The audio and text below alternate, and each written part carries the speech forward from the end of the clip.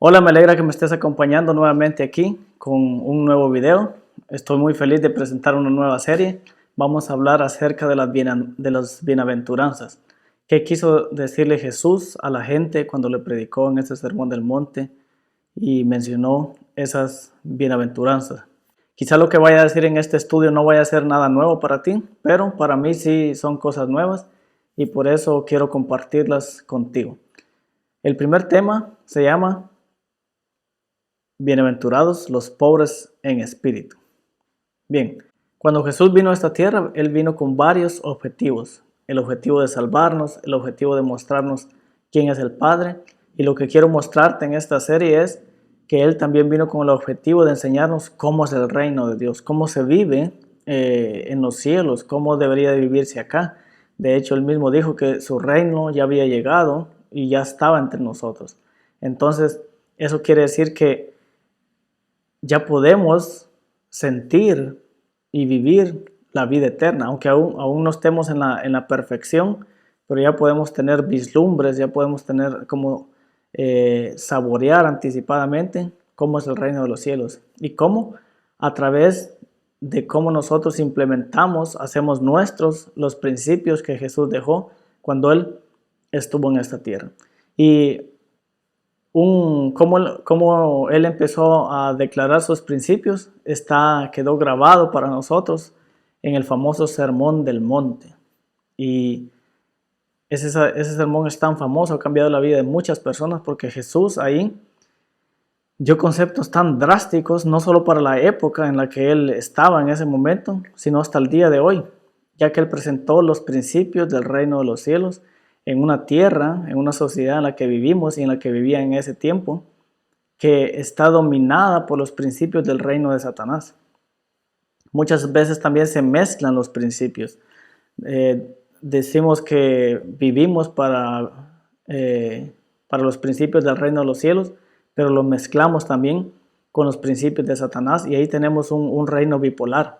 Y eso es lo que es mi objetivo con este estudio, el poder separar, el poder ayudarte a ti a través del ejemplo de Jesús a poder separar reino de Dios con el reino de las tinieblas. Hay una cita que me gustaría mostrarte, que está en el libro El Discurso Maestro de Jesucristo, que dice así: cuando el Salvador principió su ministerio, el concepto que el pueblo tenía acerca del Mesías y de su obra era tal que inhabilitaba completamente al pueblo para recibirlo. Bien, el concepto que tenía. Volvemos aquí, no sé si has visto la serie Mirando a Dios con Nuevos Ojos.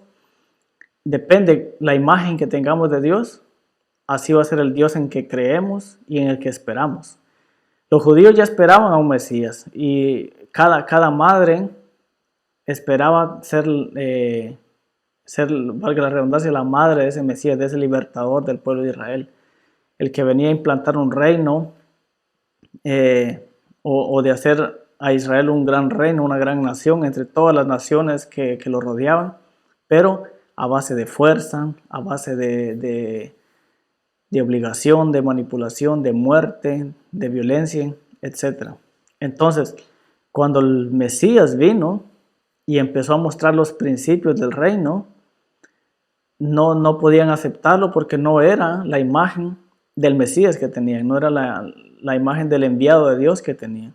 Entonces, Jesús en el capítulo 5 de Mateo, él dice, y él vino a aclararnos el reino, y en toda su vida, pero el Sermón del Monte es para mí como la piedra base donde él empezó a aclarar los principios de su reino. Y él dijo que no vino a cambiar, a abolir la ley y los profetas, sino a cumplirla, como a darle el sentido, como aquello que ustedes no entendieron, yo se los vengo a explicar ahora. Y es muy interesante, mira esta imagen. Aquí está el monte Sinaí y el monte donde supuestamente Jesús predicó ese famoso sermón, el Sermón del Monte.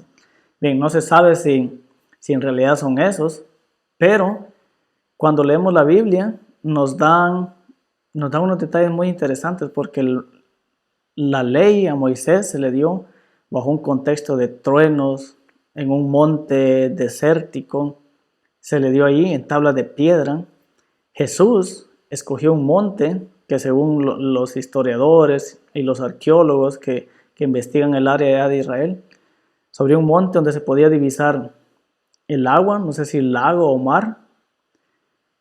Era un lugar muy verde, no era tampoco un monte, una montaña empinada, sino como pequeñas montañitas llenas de flores, de árboles.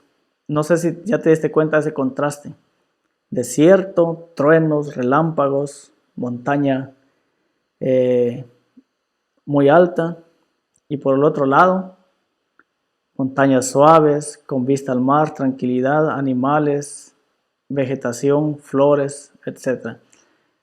Jesús, estoy seguro que Él, es lo que creo, que Él a propósito escogió ese lugar para dar a entender que sus palabras, a esas palabras que se dieron allá, que las dio Moisés y a las tablas de la ley que Dios le dio a Moisés, Jesús vino aquí a darle vida a esas piedras, a darle vida a esas leyes que tuvieron allá, a mostrar qué es lo que realmente significa eso. Y eso es lo más importante. Jesús es el centro. Jesús es el que nos ayuda a darle vida a la Biblia. Sin Jesús, la Biblia es un libro muerto. Y hay varios textos, pero quiero mostrarte algunos textos nada más que nos enseñan esto. Lucas 24, 25 dice, esta es la historia cuando Jesús iba camino a Emaús y ahí se encontró unos discípulos que iban tristes porque ellos ya sabían que el Mesías había muerto. Ellos esperaban que Jesús fuera el Mesías, pero Jesús murió. El texto dice así: entonces Jesús les dijo, qué faltos de comprensión son ustedes y qué lentos para creer todo lo que dijeron los profetas. ¿Acaso no tenía que sufrir el Mesías estas cosas antes de ser glorificado?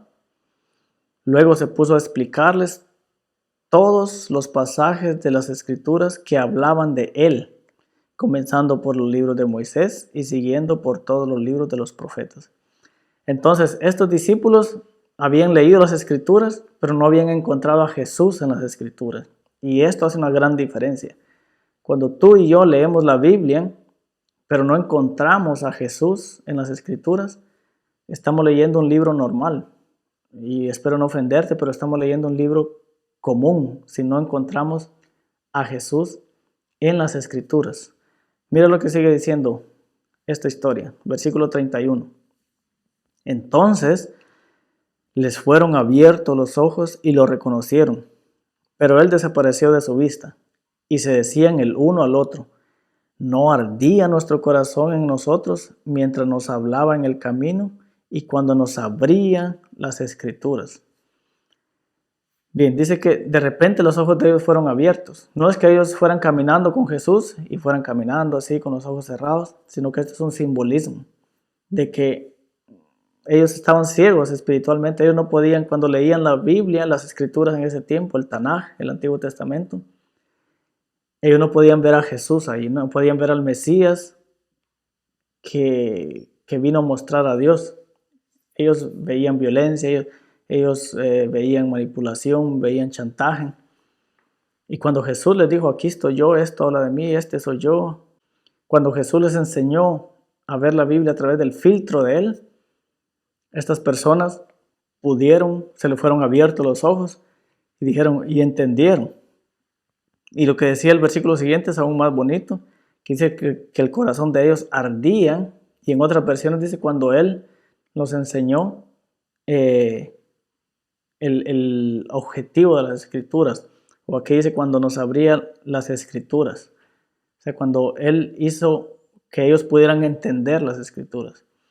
Entonces, como lo dije anteriormente, leer la Biblia, pero no encontrar a Jesús en la Biblia, puede ser hasta peligroso, porque vas a encontrar un libro lleno de leyes, vas a encontrar un libro que te apoyan para algunas decisiones, para castigar, para matar, para perseguir. Mientras estemos leyendo la Biblia y no encontremos a Jesús, es peligroso. Y no lo digo solo por decir. En la actualidad, y si te vas a la historia, argumentándose en la Biblia, basándose en la Biblia, persiguieron mucha gente, mataron mucha gente, porque las personas la leían, pero no encontraban a Jesús en ellas. Juan 5:39 dice también, ustedes estudian con cuidado las escrituras porque piensan que en ellas hayan la vida eterna y ellas son las que hablan de mí. Entonces, las escrituras están para que encontremos a Jesús en ellas. Podemos también leerlas sin encontrarlo, pero los resultados son drásticamente diferentes. Los resultados que vas a tener cuando lees las escrituras sin encontrar a Jesús, sin el filtro de Jesús. Bien, entonces en este contexto, Jesús vino, como ya dije antes, para mostrar quién es el Padre, para salvarnos y para mostrar cómo es el reino de Dios. Y Él lo hizo, lo empezó explicando en este sermón del monte, que a propósito, como lo dije, creo yo, lo hizo en una montaña pequeñita, llena de flores, de color verde. Me imagino que pájaros volaban, se escuchaba la brisa del viento y las olas del mar. Jesús utilizó un lugar vivo para simbolizar también de que ahora a eso que se dio allá en piedra, Él lo iba a convertir en vida. Y las palabras de Jesús son vida, Él es vida. Entonces el texto para hoy, Él empezó diciendo, Mateo 5:3, lo voy a leer de tres traducciones de la Biblia o versiones. Bienaventurados los pobres en espíritu, porque de ellos es el reino de los cielos. Dichosos los que reconocen su pobreza espiritual, porque de ellos es el reino de los cielos. Dios bendice a los que son pobres en espíritu y se dan cuenta de la necesidad que tienen de Él, porque el reino de los cielos les pertenece. Bien, entonces aquí hay dos noticias buenas. Jesús dice, los que son pobres en espíritu son bienaventurados.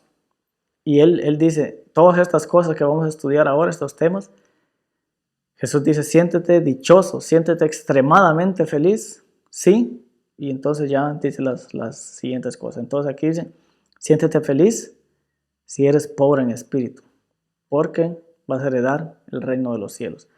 Pero ¿qué es ser pobre en espíritu? ¿Y qué es ser rico en espíritu? Lo vamos a ver porque esto puede tender a confundirlo. Primero, quiero mostrarte esta imagen aquí para decirte que el reino de Dios funciona al revés. Este es un principio que podemos ver casi siempre en cualquier tema que vamos a estudiar acerca de la Biblia. Muchas veces cometemos el error de comparar ciertas cosas, ciertos conceptos de este mundo del reino de Satanás con el reino de Dios. Por ejemplo, cuando comparamos aquí en las bienaventuranzas, la justicia, la humildad, los pobres en espíritu, los que lloran. Por ejemplo, en el sistema de esta tierra, el darse cuenta que se es pobre, que se es débil, que no lo logro, está mal visto. Tienes que luchar, tienes que esforzarte y solo el esfuerzo trae grandes resultados. Y no lo confundas, no quiero que confundas cuando hablo de esfuerzo, grandes resultados. Me refiero a esfuerzos cuando sobrepasas, cuando te lastimas a ti mismo, lastimas a otros, lastimas al medio ambiente, a los animales, por tal de alcanzar lo que tú quieres. No escuchas a tu cuerpo. Pero esas personas que logran llegar a la cima, no importa sobre qué cadáveres hayan caminado para llegar ahí o sobre a quién hayan tenido que pisar para llegar ahí, son los vistos como los mejores. Si personas que en la iglesia abandonaron su familia por tal de servir a la iglesia y le dieron todo por la obra, pero la familia quedó abandonada. Entonces, cosas así. El reconocer que no puedo, el reconocer que soy débil, está mal visto en el reino de este mundo. Pero en el reino de los cielos, cuando reconoces que no puedes, cuando reconoces que necesitas ayuda, entonces dice, a partir de ese momento, sé feliz, sé dichoso porque has alcanzado, has comprendido un principio del reino de los cielos y eso te va a dar paz, eso te va a hacer feliz y ya lo vamos a ver por qué.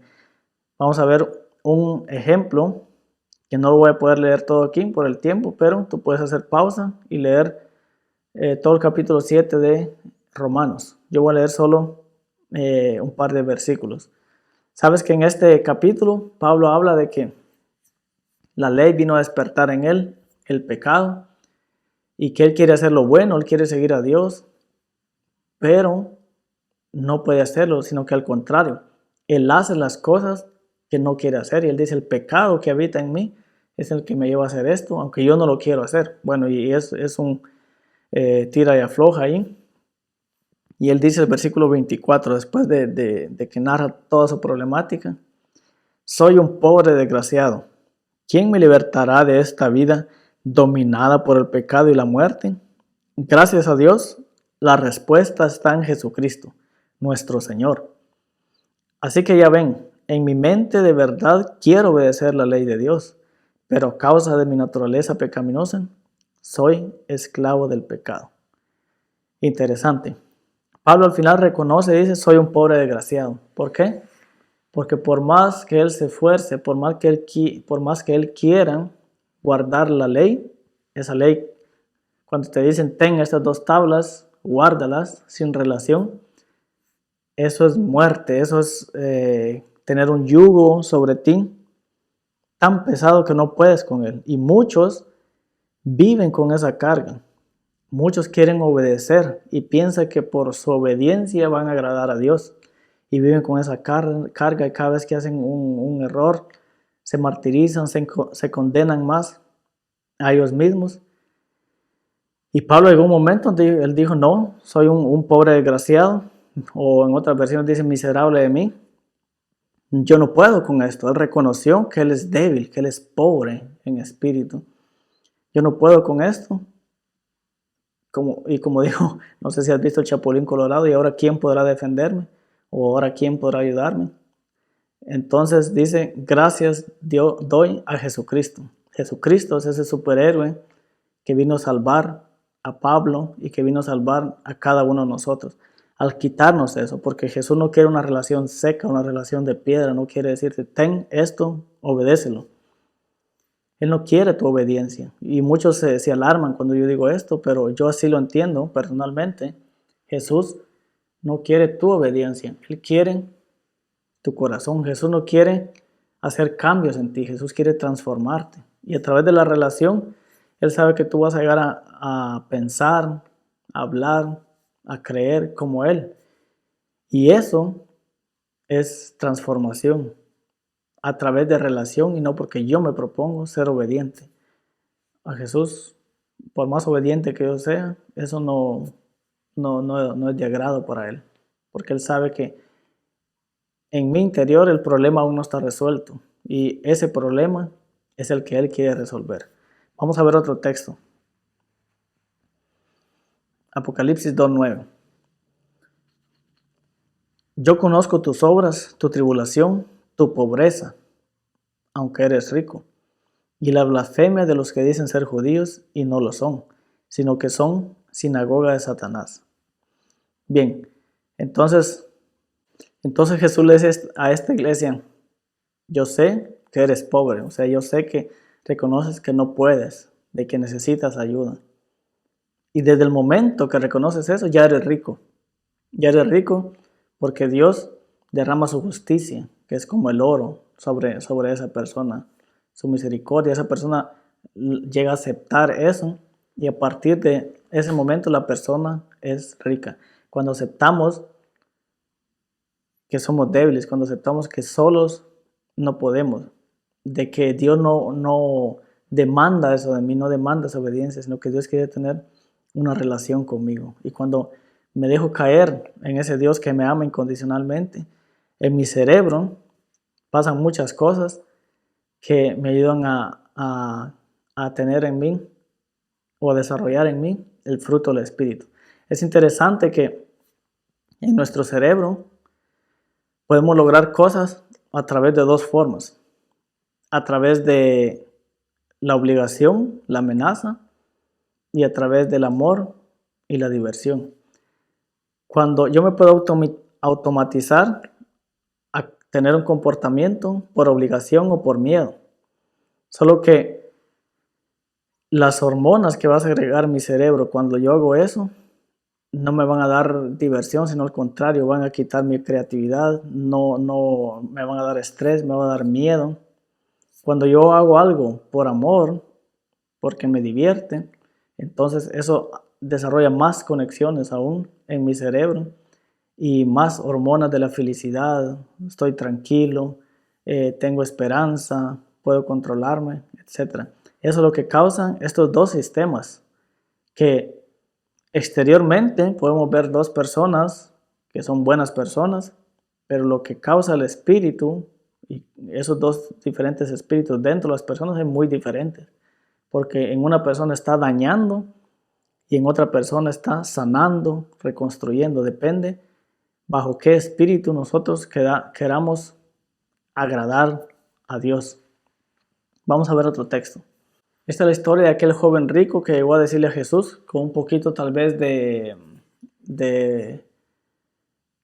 mucha autoestima, de mucha autoseguridad. Le dijo, maestro bueno, ¿qué debo hacer para heredar la vida eterna?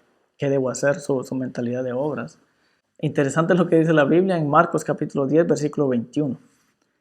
Desde el momento que él hizo esa pregunta, Jesús ya lo conocía, él sabía que había en el corazón de esta persona y que todo era una obediencia forzada, este joven tenía una mala imagen de Dios y él quería agradar a Dios con su obediencia. Versículo 21, Jesús miró al hombre y sintió profundo amor por él. Es muy interesante. Él sintió amor hacia este fariseo. Él no lo criticó porque piensa así, y ¿por qué cree que la salvación es por obras? No, Jesús miró a esta persona con amor. Y sigue diciendo la historia. Hay una cosa que todavía no has hecho, le dijo. Anda y vende todas tus posesiones y entrega el dinero a los pobres, y tendrás tesoro en el cielo. Después ven y sígueme. Al oír esto, el hombre puso cara larga y se fue triste porque tenía muchas posesiones. Jesús miró a su alrededor y dijo a sus discípulos, qué difícil es para los ricos entrar en el reino de los cielos. Y no sé si aquí notaste algo muy interesante. Para Marcos, en el versículo 22, te lo pongo otra vez aquí. Para Marcos, este joven no quiso seguir a Jesús por su riqueza material. Aquí dice, se fue triste porque tenía muchas posesiones. Pero ahora lee el versículo siguiente y contesta la siguiente pregunta. ¿Jesús se refería a la riqueza material o a la riqueza, esa falsa riqueza espiritual? O sea, ese orgullo de que yo creo que por lo que hago, por lo que creo, tengo seguridad de mi salvación. Mira lo que dice el versículo 23. Jesús miró a su alrededor y dijo a sus discípulos, qué difícil es para los ricos entrar en el reino de Dios. Jesús no se refería a la riqueza material, sino a la riqueza espiritual, esos que se creen ricos, pero no lo son. Me imagino que ya has escuchado esa frase. Entonces, ¿cuándo me puedo creer o sentir yo rico, pero no lo soy? En verdad es orgullo, es arrogancia. ¿Cuándo vemos a Dios como no lo es? Por ejemplo, cuando yo hago devocional y como resultado de que hice devocional, entonces voy con el día con la seguridad de que Dios está conmigo porque hice devocional. Y me siento con paz, me siento bien, como calmé mi conciencia. O cuando voy a los cultos, cuando devuelvo los diezmos y las ofrendas. Y por el contrario, cuando yo empiezo el día y por ejemplo, por diferentes razones me levanté tarde, no pude hacer devocional, entonces me siento mal y pienso que ese día Dios no me bendice. Pienso que ese día Dios no está conmigo y aún si me pasa algo malo, yo digo, justamente me pasó esto porque hoy no hice devocional. Eso es creerse rico, pero no serlo. Porque la paz interior que siento, el tener una conciencia tranquila, es en base a lo que yo hago para Dios, pero no a lo que Dios me da a mí. Espero que haya quedado claro ese concepto. Cuando tú sabes de que no importa si tú te levantaste temprano o no a leer la Biblia, pero Dios está contigo, cuando tú sabes de que antes de montarte a tu vehículo y manejar, aún sin que hayas orado por la protección de Dios, Dios te protege porque te ama. Entonces, eres una persona que un día reconoció que no dependía de ti, sino que era de Dios, y a partir de ese momento eres rico porque te haces tomas todas las promesas que Dios dio para ti y las vives, las sientes, las tomas para ti. Eso lleva un fruto en tu vida. Tu manera de orar va a cambiar. Por ejemplo, no vas a orar solo para pedir, pedir, pedir. Si lees Mateo 6, que ahí está explicado también, es el reino de los cielos, dice, los que no creen en mí, o en otras versiones dicen los paganos, piden estas cosas. Ellos piden por techo, por comida, por ropa, pero dice, yo sé que ustedes necesitan eso y yo se los doy, eso está por descontado.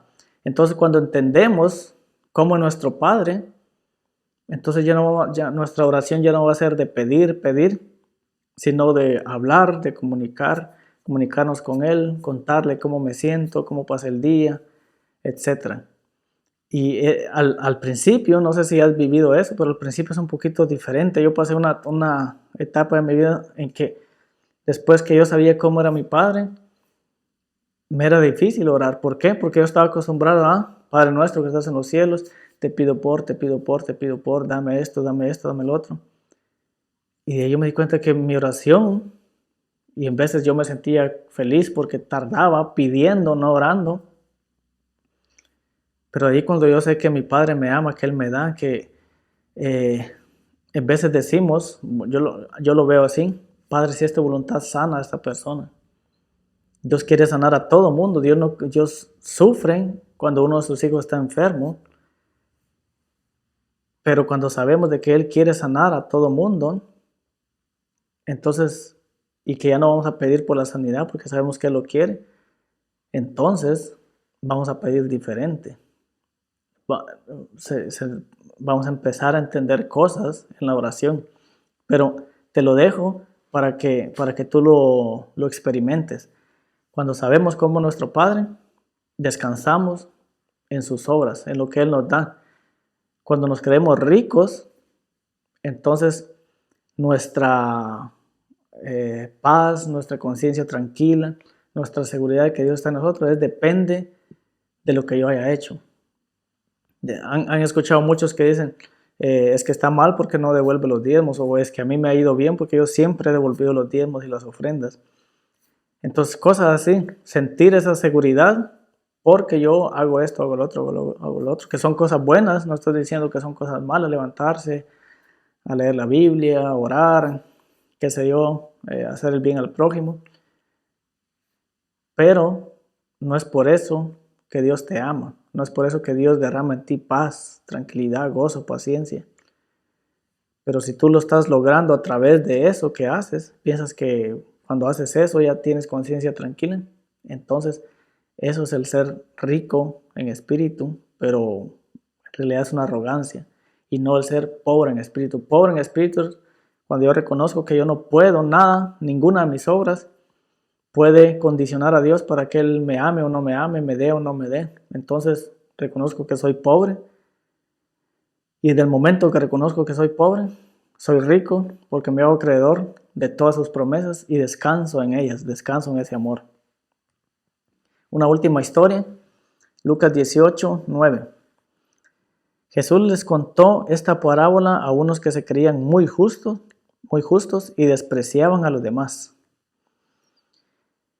Y dice así el versículo 11.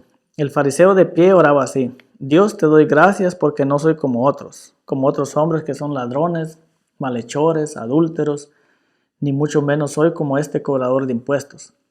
Ayuno 2 veces a la semana, te doy la 10ª parte de todo lo que gano.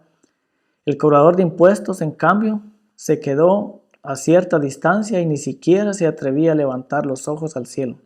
Se golpeaba el pecho y decía: Dios mío, ten compasión de mí, que soy pecador.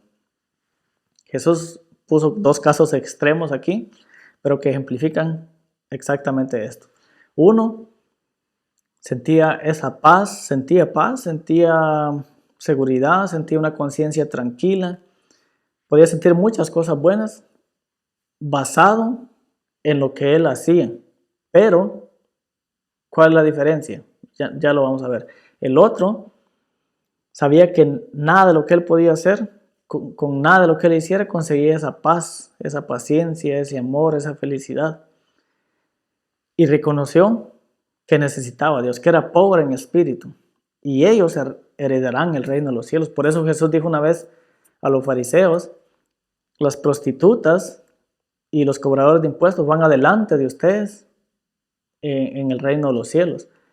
¿Por qué? Porque ellos no basaban el sentirse bien espiritualmente y emocionalmente en lo que ellos hacían, sino en lo que Jesús les dijo que iba a hacer por ellos o que había hecho ya por ellos. Entonces este fariseo se sentía bien, se sentía justo, tenía dinero, le iba bien, pero él era consecuencia de todo lo que él hacía, de todo lo que él hacía. ¿Qué pasa con esto?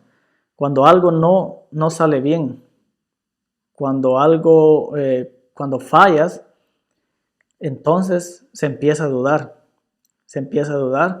y dice: ¿en qué hice mal? ¿Qué no obedecí correctamente? Estos eran los fariseos creían hasta que no guardemos el sábado, o creen hasta hoy, hay un grupo que cree así, hasta que no guardemos el sábado exactamente como Dios lo describe en la Torá y en la Mishnah y el Talmud, entonces no va a venir el Mesías. Resultado de mi obediencia, de mis actos. Yo condiciono a Dios según mi obediencia o mi desobediencia. Entonces, este tipo de riqueza, que es una riqueza falsa, este tipo de seguridad, que es una seguridad falsa, cuando vienen los problemas, cuando no todo sale bien, a pesar de mi obediencia, entonces estas personas se sienten mal y empiezan a preguntarse el por qué. Creo que en uno de los videos les conté de una persona que me decía: yo siempre he ido a la iglesia, yo leo la Biblia y me gradué y aún no consigo trabajo. Y mis compañeros que estudiaron conmigo en la universidad, ateos, iban de fiesta, nunca han ido a la iglesia, incluso quizás dicen cosas malas acerca de Dios, y ellos rápido encontraron un trabajo. Y él estaba muy triste por esto. Entonces eso es que yo piense que soy rico y estoy bien, lo que hago yo es bueno. Y por eso soy merecedor de los regalos de Dios, la gracia de Dios, el fruto del Espíritu. Pero no es así. El publicano aquí, él reconoció su pobreza, y desde el momento que uno reconoce la pobreza, que es pobre en espíritu, entonces uno se hace rico. Y esta es la diferencia. Cuando tú sabes de que no depende de tu obediencia, no depende de lo que tú hagas, que el amor de Dios siempre va a estar para ti. Cuando algo sale mal, no te vas a poner a reclamar, no te vas a poner a pensar qué hice mal o en qué desobedecí.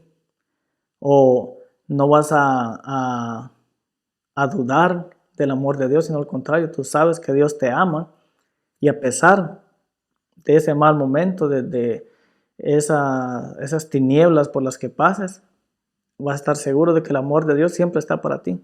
Aún cuando hayas hecho algo malo, que no quiere decir que esto da rienda suelta, hacer lo que queramos, no, porque cuando comprendemos el amor de Dios, ese amor nos cambia y nos cambia para actuar, pensar, vivir como Él vive.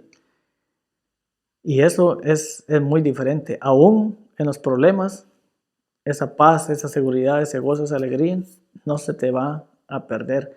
Como Pablo en la cárcel, él sabía que no dependía de él. Yo creo que nunca pensó: ¿será que vine a caer aquí a la cárcel porque en algo desobedecí? ¿Será que es que hoy no leí la Biblia, o es que hoy no salí a predicar?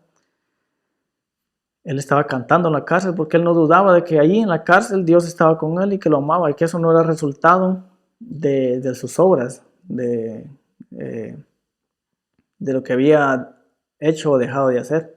Entonces esa es la gran diferencia entre ser rico y pobre. Y rico falsamente, o rico entre comillas, porque en realidad la persona cree que es rica, pero no lo es. Y hay un ejemplo muy claro de esto, que seguro ya se te vino el texto a la mente, Apocalipsis 3:17, donde Jesús le habla a la Odisea, la única iglesia de las 7. Hay iglesias que tienen cosas malas, cosas buenas. Hay 2 iglesias que solo tienen cosas buenas. Y la Odisea es la única iglesia que solo tiene cosas malas, nada bueno. Y a esta iglesia es la que más promesas le hace Jesús y le dice así: tú dices, yo soy rico y me he enriquecido y de nada tengo necesidad. Claro, piensa que es rico, piensa que porque se levanta temprano a leer la Biblia, entonces Dios va a estar con ella todo el día. Y es así, pero aunque la lea o no la lea, pero esta persona piensa que como resultado de, entonces siente esa paz. Piensa que porque devuelve ofrendas, ayuda a los pobres, Dios le ayuda y tiene una buena conciencia, pero no es por eso. Este tipo de riqueza es la que tiene la Odisea. Y Jesús le dice: pero no sabes que eres desaventurado, miserable, pobre, ciego y estás desnudo. Por tanto, yo te aconsejo que compres de mí oro refinado en el fuego, para que seas rico, y vestiduras blancas para vestirte, para que no se descubra la vergüenza de tu desnudez, y unge tus ojos con colirio para que veas. Bueno, aquí solo de este texto podemos sacar varios sermones, pero quiero resaltar unas cositas nada más. Entonces, nos vamos a sentir ricos cuando seguimos confiando sutilmente en esas cositas que nosotros hacemos por Dios, para Dios, y que por eso que hacemos nos sentimos bien, y no por los regalos que Dios nos da incondicionalmente. Esta iglesia en realidad está ciega, no ve, como los discípulos camino de Emaús no podían ver hasta que Jesús les abrió los ojos, les echó colirio, podían ver. Solo cuando puedes ver a Jesús, puedes ver realmente cómo es el Padre. Solo cuando conoces a Jesús vas a ver el amor de Dios en todas las Escrituras. Él es ese oro también,